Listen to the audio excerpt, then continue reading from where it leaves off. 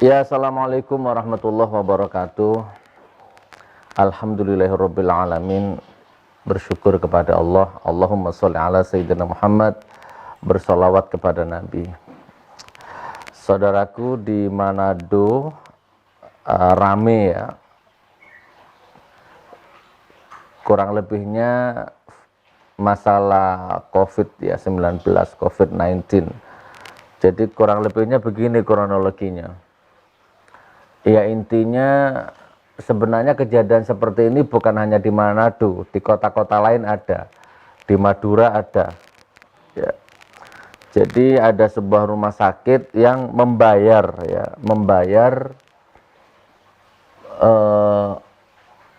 orang yang meninggal, keluarganya itu dibayar, wallahu a'lam bishawab, itu bahasanya itu sogok atau suap atau apa saya nggak paham, intinya disuap ya, untuk menerima kalau keluarganya itu mati kena COVID. Padahal hasil tes itu negatif, nggak ada COVID-nya. Singkat ceritanya begitu kurang lebihnya. Saya telepon beberapa teman di Manado, sampai detik ini belum ada yang nyambung. Jadi begitu dibawa pulang mau dikubur, dihadang ya oleh kampung sebelah atau desa sebelah. Saya nggak tahu ini rasis atau agama atau bagaimana, atau konflik atau bagaimana, ditolak karena diduga kena COVID, padahal tidak. Tapi intinya garis besarnya ribut gara-gara itu. Nah kemarin juga kita kan sempat hampir ribut juga di Gresik kemarin ya. Jadi gini teman, kurang lebihnya begini, coba saya putarkan videonya ya. Ini ada videonya ini. Yang di Manado ini.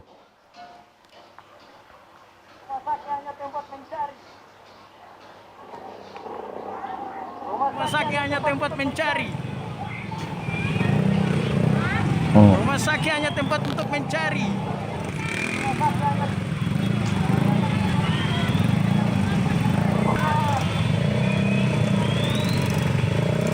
Nanti kalau ada teman-teman yang di Manado komen ya,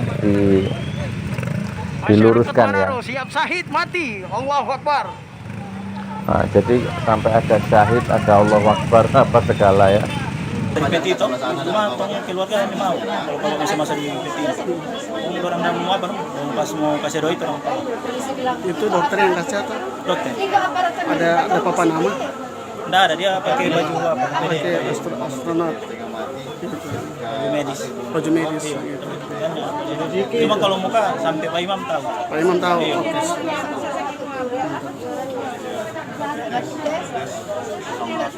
Ini adalah salah satu anak daripada almarhum yang menyatakan sikap bahwa akan disogok uang untuk diam agar pasien ini dikuburkan secara corona.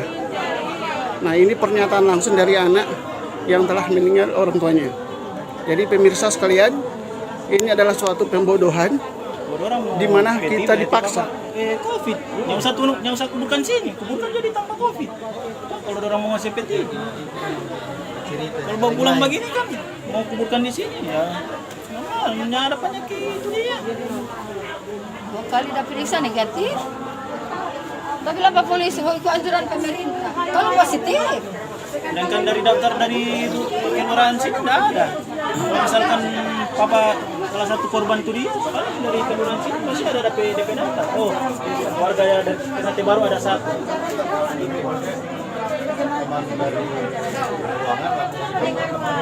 Dari ruangan orang bilang apa nak? Orang bilang bisa mandi baru datanya kuburkan di mana? Orang kuburkan di sini di kampung. Ya, orang yang saya jadi orang. saat ada Pak Imam, apa. Orang saya mandi, pas keluar mandi baru turun masuk. Ini ada terus tanya, ini doi apa? Kira ada tanya doi apa? 3 kali ada bilang. Dan oh tak ambil jo ini doi dari rumah sakit. Pokoknya ini doi apa ini? Oh tak ambil jo ini doi dari rumah sakit. Pokoknya semua rumah sakit langsung keluar. masuk rumah sakit Basogo. Aneh kan Pak? Sangat janggal sekali ini kejadian ini. Dan ini seluruh Indonesia akan tahu kejadian ini di Kota Manado, tepatnya di Kelurahan Ketang Baru dan Ternate Baru.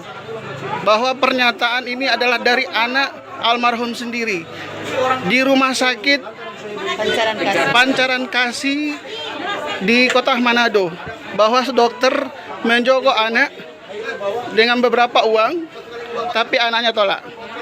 Ini tolong diviralkan ke seluruh Indonesia agar terbongkar ini kasus-kasus seperti ini. Terima kasih. Ada tanya dari apa itu? Suaranya Namiran, kami jadi berapa itu? Kalau mau kontak dulu, minta berapa itu?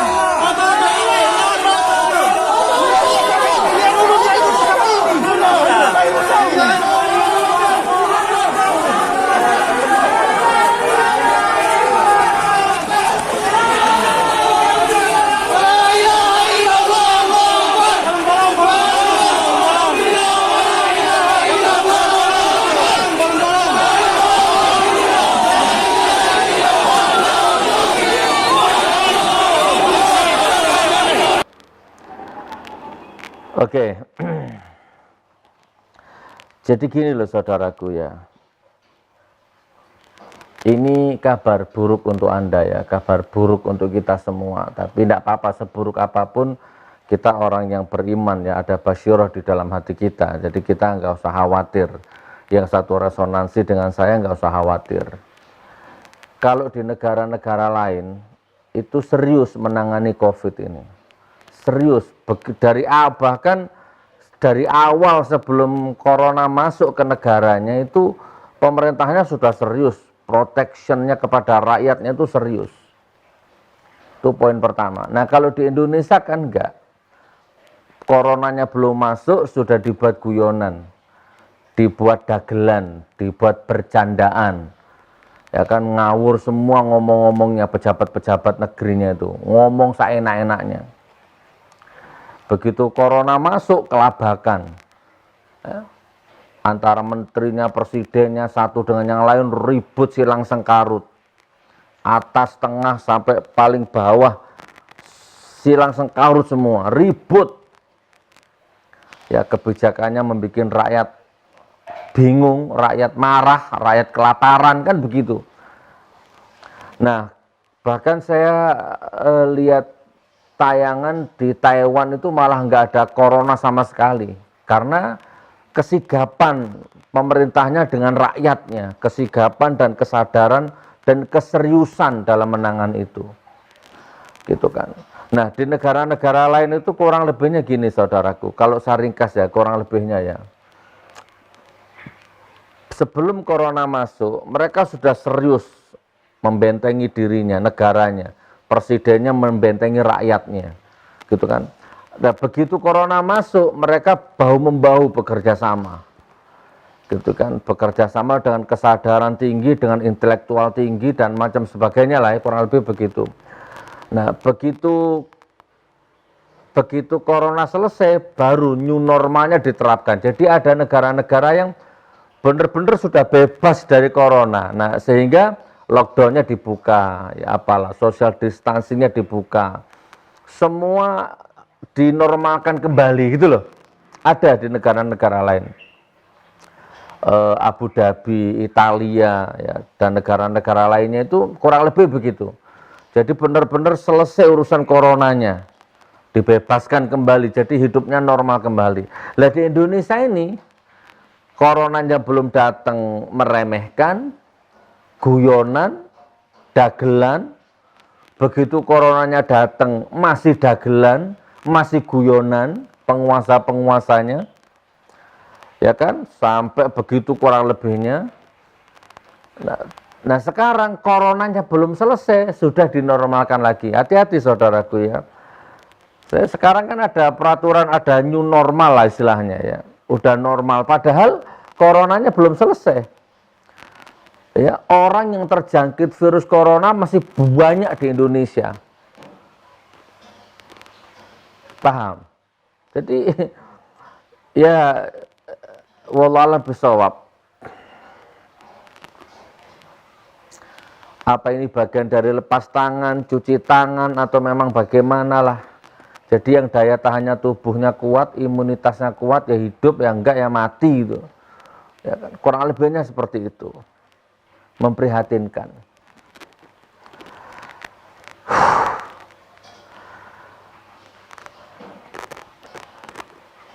Jadi tidak menghargai sama sekali. Nyawa itu di sini nggak ada harganya. Nyawa pejuang itu nggak ada harganya. Saya konsultasi beberapa dokter, ngobrol dengan beberapa dokter tuh miris. Ya. Itu di Surabaya itu sampai detik ini rumah sakit masih nggak nampung. Nah ternyata di Manado terbongkar satu misteri. Nggak tahu nanti mungkin nyusul daerah-daerah lain nanti. Selama ini memang seperti ini. Ya, virus corona ini sudah dijadikan alat untuk konspirasi. Ya, mafia, intrik, politik busuk. Masya Allah. Oke, saudaraku ya. Ya mudah-mudahan Anda termasuk, jadi kesimpulan saya begini, mudah-mudahan Anda termasuk orang yang dihindarkan dari fitnah Dajjal, dihindarkan dari fitnahnya corona ini, dihindarkan dari fitnahnya konspirasi corona ini. Oke ya, next ya coronanya ya. Jadi intinya kuatkan imunitas tubuhmu, imunitas spiritualmu, imunitas imanmu. Saya doakan Anda, keluarga Anda bukan termasuk orang yang termakan fitnahnya konspirasi corona ini. Ya tidak terkena coronanya, juga tidak terkena fitnah konspirasinya. Kurang lebihnya begitu ya. Amin amin ya robbal alamin. Terus kemudian ini apa ini? Ada meme-meme ini. Coba saya baca dulu ya. Abu Janda dijebloskan ke penjara. Saksi pelapor sudah diperiksa. Wallahualam bisawab, ada nih memenya ya. Oh iya. Mumpung ada Abu Janda ya, nanti coba biar dicarikan sama admin ya. Kemarin sempat trending topik penjarakan Abu Janda. Ya sempat itu trending topik itu di Twitter. Saya jadi ingat saudaraku beberapa tahun yang lalu waktu saya putusan hakim di pengadilan Surabaya, ternyata juga sempat trending topik juga ya, bebaskan Gus Nur. Alhamdulillah. Monggo silahkan antum analisa sendiri ya. Anda analisa sendiri. Jadi yang buzzer-buzzer, yang cebong-cebong itu silahkan, Anda merasa benar silahkan lah ya, benar-benar sendiri silahkan. Tapi minimal trending topik bebaskan Gus Nur, trending topik penjarakan Abu Janda. Nanti biar dicarikan sama admin ya. Kemudian Ustadz Tengku Zulkarnain, Bu Sri Mulyani, daripada susah mencari hutangan ke sana kemari, kenapa tidak ambil dicairkan saja dana yang kata Pak Jokowi sudah di kantong beliau, yang jumlahnya 11.000 triliun. Oke, ini hoax lah ya, tapi nggak tahu itu, nggak ditangkap, nggak diproses ya. Kalau rakyat yang nebar hoax langsung diproses. Apa ini? Konser berbagi kasih melawan corona. Maksudnya ada kurung ya. Nah, alhamdulillah. Jadi netizen itu dalam segala hal ya, apapun yang menyangkut kebijakan rezim selalu, contohnya ini, konser misalkan yang dislike 7.000, yang nggak suka 7.000, nah, yang suka cuma 314. Ya, jadi satu kolam isinya 314 ekor cebong ya kan? Sementara ada 7.000 rakyat yang sadar. Apapun ya, saya percepat. Apa ini? Mengirimkan surat terbuka ditangkap, menulis berita buka mal diancam dibunuh, mengungkapkan keluhan serta kritik tajam dilaporkan aparat. Negeri ini sudah krisis demokrasi. Begitu sulit mengutarakan pendapat yang sebenarnya telah dijamin undang-undang. Ya, ini meme-memenya ini mudah-mudahan mencerdaskan ya. Saya cuma baca aja. John Ruh Ginting, dalam rangka new normal, Pak Jokowi meninjau mal yang akan dibuka. Saya menunggu Pak Jokowi meninjau masjid untuk dibuka kembali, sekaligus jadi imam sholat di sana. Kan Pak Jokowi pintar jadi imam sholat. Nah, kembangkan ya. Saya percepat. Oh ya, sebentar. Ini ada sambungannya. Jadi kemarin sempat viral lagi video. Ini enggak tahu ini PKI atau sekuler atau liberal ya, kayaknya bertengkar sama jamaah di masjid. Coba kita lihat videonya.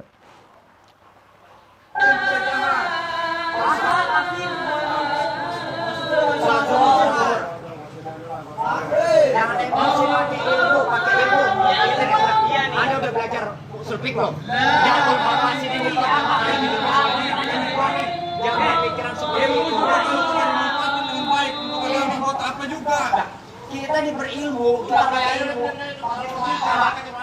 Kalau mau sholat silakan di tempat lain, jangan di sini. Silakan mau berjumatan di masjid lain. Kalau mau sholat silakan di tempat lain, jangan di sini. Anda aura wajahnya sudah. Kita juga pakai logika. Kita punya Tuhan, takut sama virus. Itu aja simbol.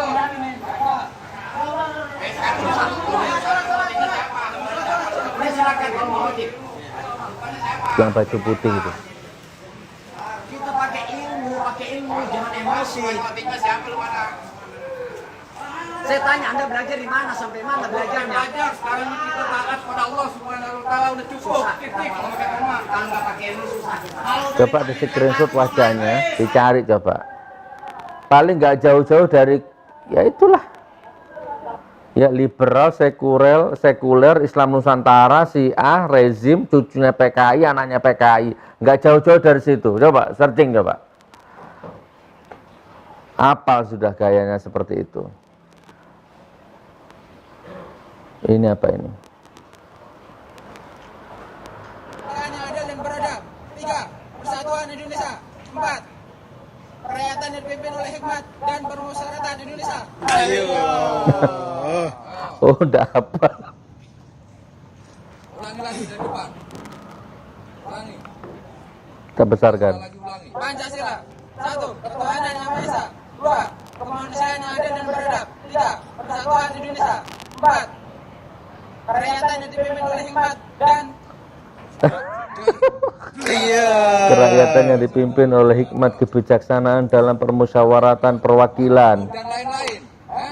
Kebijaksanaan yang dipimpin oleh hikmat. Sabar lagi. Kamu tak marah. Harus panjat itu kayaknya. Di atas sabar lagi. Jadi Coba ulang dari depan. Denor, kapan-kapan bikin sosial eksperimen, kasih hadiah, suruh ngapalkan Pancasila ya. Kebijaksanaan yuk. dan perpustakaan Indonesia.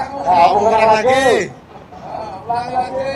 Di kelas CPNS sarjana S1 tidak hafal Pancasila. Kamu katanya sarjana D, kamu S1 kamu. SD sudah terima, SMP terima, SMA terima, tambah lagi kamu sarjana.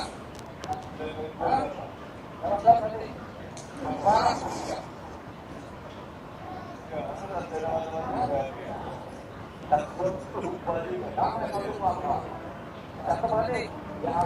Perhatikan, mau matematika, mau IPA, mau apa, Pancasila itu pelajaran dasar, NKRI.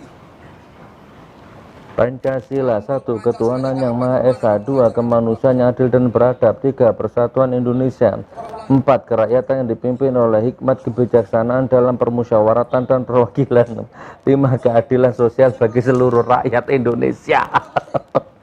Ini S1 ini, calon CPNS ini gak hafal Pancasila. Ya begitulah, zaman ini begitu saudaraku. Coba perhatikan. Orang yang disertasinya ngawur, orang yang zina boleh, disertasinya rusak jadi ketua BPIB. Orang yang berkecimpung di dunia porno jadi direktur TVRI. Ya kan? Orang yang pernah jadi narapidana, koruptor, penista Al-Quran jadi direktur Pertamina, direksi Pertamina, direktur apa itu? Komisaris Pertamina. Udah rusak ya. Jadi ini memang sengaja dihancurkan seluruh nilai peradaban, kemuliaan, kekaromahan, harga diri bangsa itu udah dibolak, dihancurkan seperti ini. Coba kamu jadi orang gila lah, kamu jadi orang sekuler, liberal, coba langgar tatanan-tatanan nilai, kamu dapat manggung sekarang di negeri ini kamu. Ini ada sambungannya videonya ini, coba lihat. Orang yang tidak hafal Pancasila diangkat jadi duta Pancasila. Sebelum kita bernyanyi, bergembira, kita harus membacakan Pancasila. Ini yang dari 1 sampai ke 5. Gotik apa Kita Gotik? baca bareng-bareng, saya pandu ya. Siap? Bismillahirrahmanirrahim. Pancasila. 1. Ketuhanan yang Maha Esa. Iya. 2. Kemanusiaan yang adil dan beradab. 3. Persatuan Indonesia. Nah, yang keempat ini. 4. Kerakyatan yang dipimpin oleh hikmah Kebijaksanaan dalam permusyawaratan perwakilan. 5. Ulangi ya. Orang dah hafal Pancasila jadi duta Pancasila. Ya, orang yang rusak nilai-nilai Pancasilanya jadi duta, jadi staf presiden bahkan. Pokoknya apalagi. Ini kok ada videonya Megawati apa ini? Apa admin? Kenapa Pak Prabowo sampai orang kayaknya bingung kok saya bisa sobakan sama yang namanya Prabowo Subianto? Memangnya kenapa?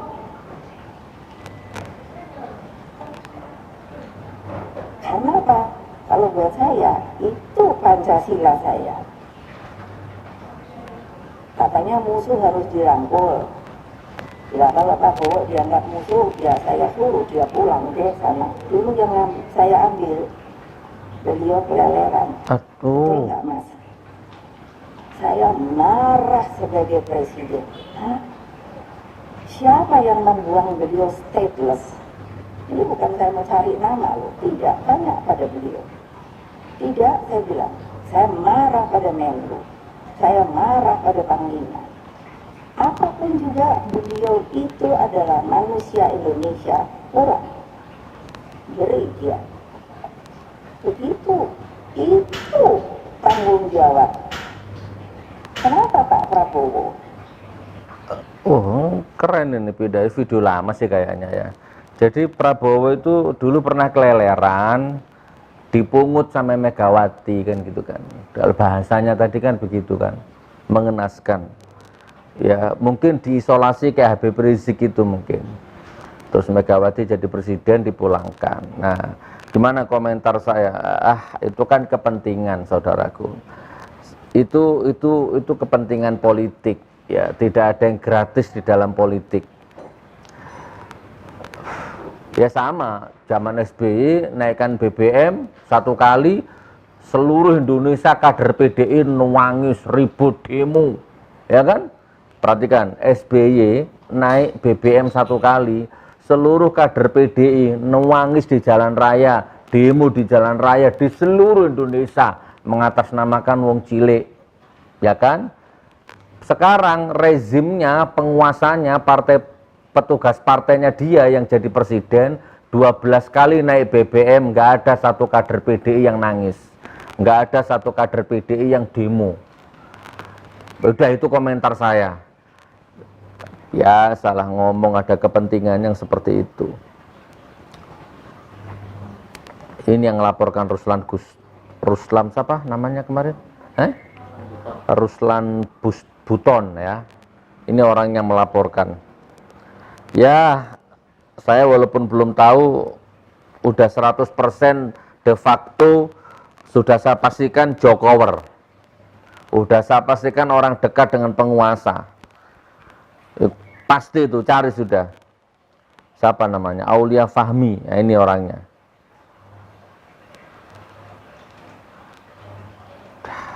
Mengerikan hidup sekarang ini, mengerikan. Terungkap Aulia Fahmi adalah orang yang melaporkan Ruslan Buton. Ya sudah, saudaraku, ya, mudah-mudahan video singkat ini bermanfaat. Ya, waspada, siapkan sekoci-sekoci kecil di dalam bahtera rumah tanggamu, di dalam bahtera keluargamu. Sering kita katakan, kalau sanggup buatlah bahtera Nuh, ya.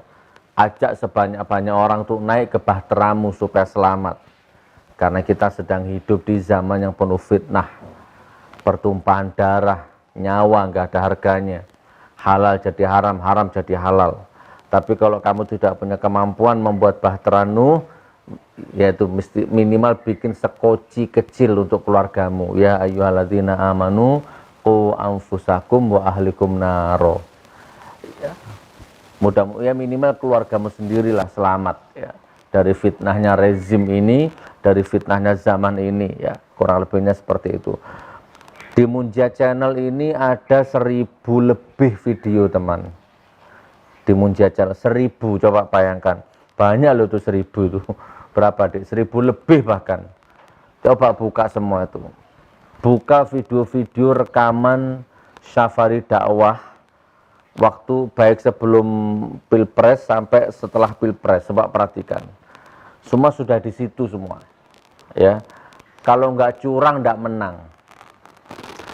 Tetapi rezim ini lupa, ya, bahwa sesuatu yang dihasilkan dari curang itu mau 5 tahun, mau 10 tahun tetap akan menghadirkan ketidakadilan, menghadirkan pertengkaran demi pertengkaran, perpecahan demi perpecahan, konflik demi konflik.